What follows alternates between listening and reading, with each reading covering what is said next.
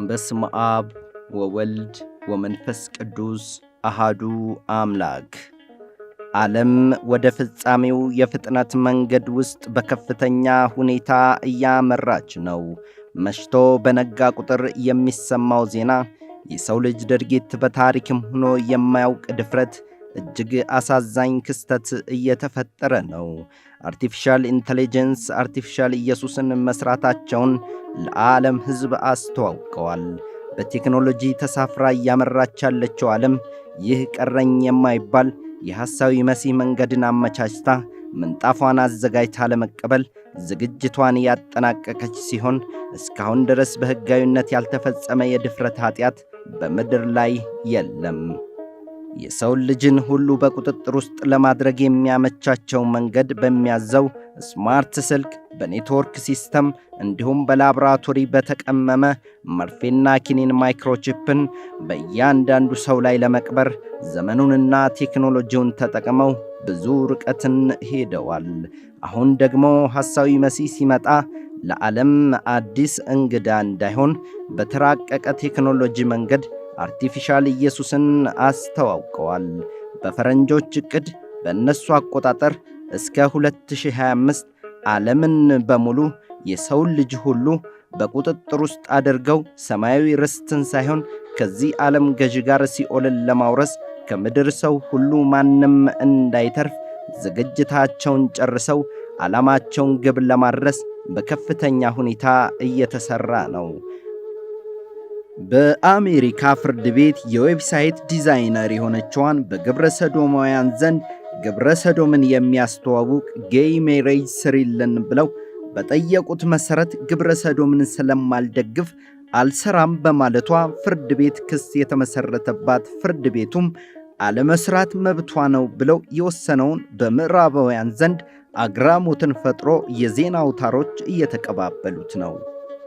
ይህም የሆነው ግብረ ሰዶማዊነት ሕጋዊነት ተሰጥቶት በጸደቀበት ሀገር ላይ ሕፃናት ከልጅነታቸው ጀምሮ የፈለጉትን ጾታ እንዲመርጡ መብት ሆኖ በተደነገገበት ሀገር ላይ ግብረ ሰዶምን የሚደግፍ ማንኛውንም ማስታወቂያ አልሰራም በማለቷ የተመሠረተውን ክስና ተቃውሞ ተከትሎ ዓለም አቀፍ የዜና አውታሮች ግብረ ሰዶምን መቃወም እንዳግራሞት ተቆጥሮ እያስተጋቡት ይገኛሉ።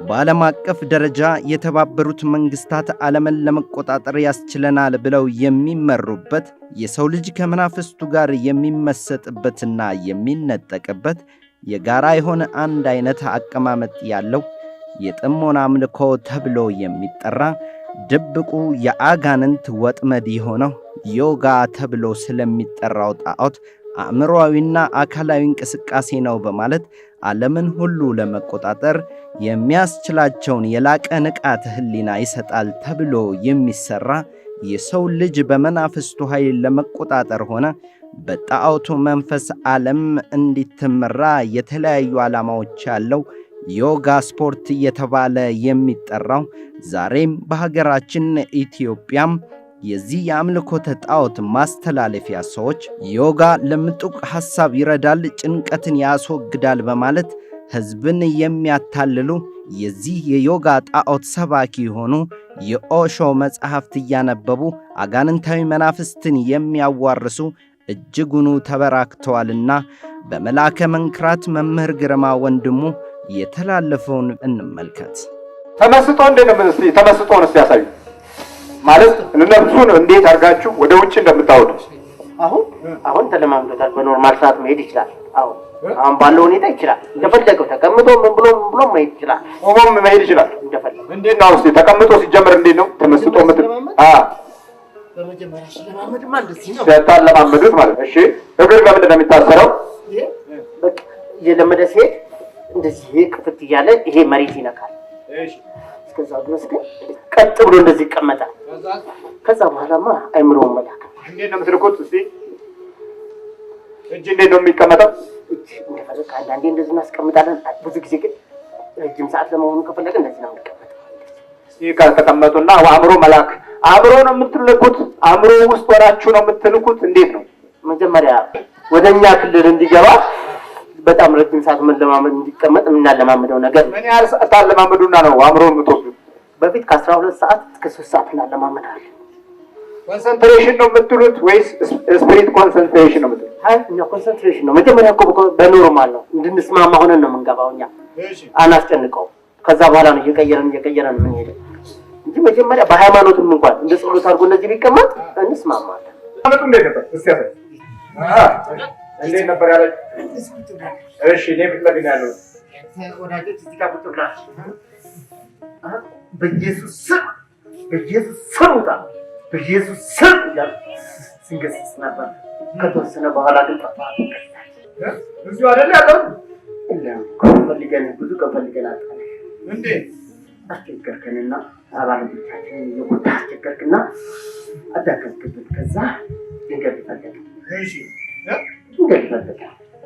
የሰው ልጅ የተፈጠረበትን ዓላማ የሚያስቱ በፍልስፍናው መንገድ የሚጓዙ ወጣቱ ሕይወቱን በክርስትናው መንገድ እንዳይመራ ምስቅልቅሉን የሚያወጡ ተበራክተው ያሉባት ጊዜ ላይ ደርሰናልና ኢትዮጵያውያን ትውልድ ሆይ ታሪክህን፣ ሃይማኖትህን ትጠብቅ ዘንድ ዓለምን በቴክኖሎጂ መርከብ ላይ ጭነው ወደ ጥልቁ መንግሥትና ግዞት የሚወስዱ የሰው ልጅ ነፍሱንም ሥጋውንም ለመንጠቅ በፍጥነት እየነዱ ያሉ የዓለሙን መሪ የጨበጡ የበዙበት ነውና ትውልድ ቆም ብሎ ያስተውል፣ ኢትዮጵያዊ ክብሩን ታሪኩን ይጠብቅ በማለት የዕለቱን ዘገባ አነ ገብረአብ ሳሙኤል በዚሁ ፈጸምኩ።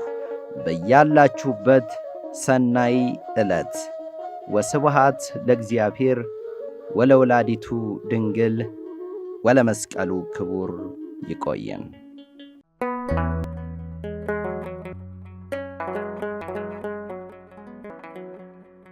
ዘኢትዮጵያ